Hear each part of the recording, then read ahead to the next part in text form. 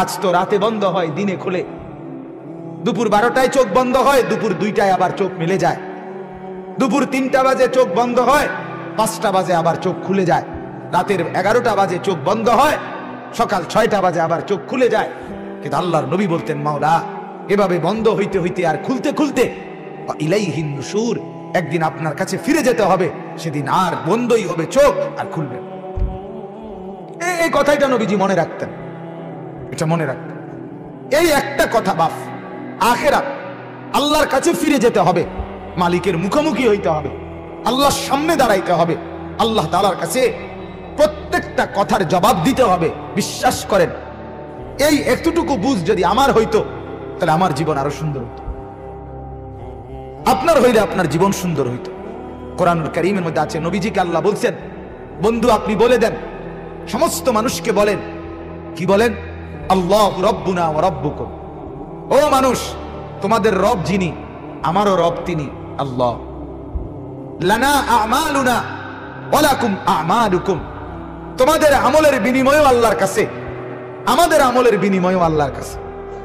আল্লাহু ইয়াজমাউ বাইনানা, আল্লাহ আমাদের সবাইকে একত্র করবেন, সবাইকে একত্র করবেন। ওয়া ইলাইহিল মাসির, আল্লাহ তাআলার কাছেই প্রত্যাবর্তন করতে হবে।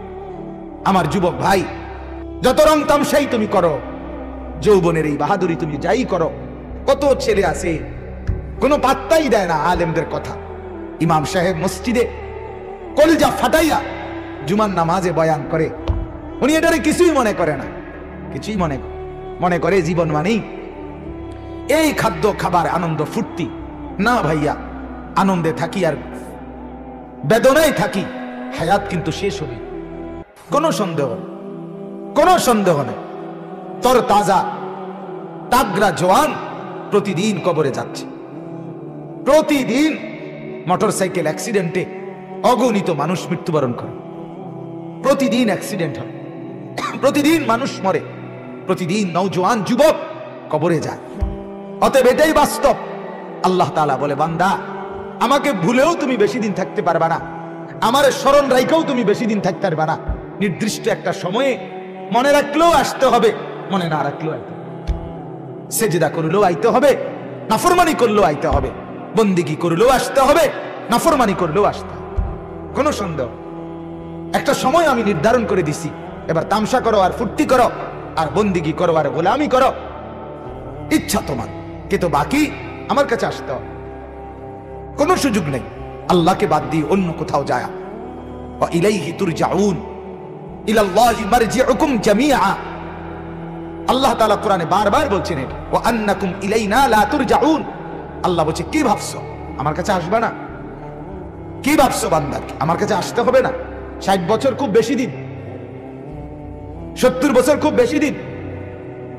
আজকে যারা বয়স্ক মানুষ, ওনাদেরকে জিজ্ঞাসা করে দেখেন, ওনারা প্রত্যেকেই বলে, হায় দেখতে দেখতে জীবন ফুরায় গেছে, দেখতে দেখতে আমার 41 বছর শেষ হয়ে 42 বছর শুরু হয়েছে, আমার এখন মনে হয় হায় এই কয়দিন আগে আমার জিন্দেগির মনে হয় শুরু।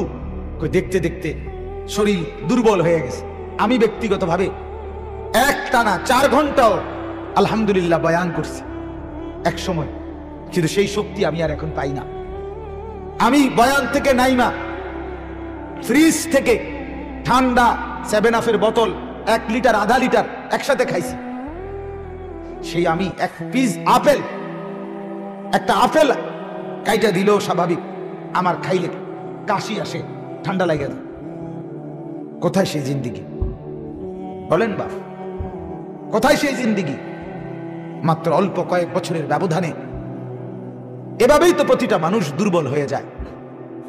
এজন্য তরতাজা যুবক ছেলেরা বুঝতে চায় না, শরীর স্বাস্থ্য সুঠাম সুন্দর তরতাজা হাত পাও। আমার এই, আমি সেদিনও বলছি, আমার গলার মধ্যে এই যে ভেতরে গোটা হইছে, বললাম তো এটা মাইক্রোস্কোপ যন্ত্র দিয়ে দেখা যায়, এরকম ছোট্ট গোটা।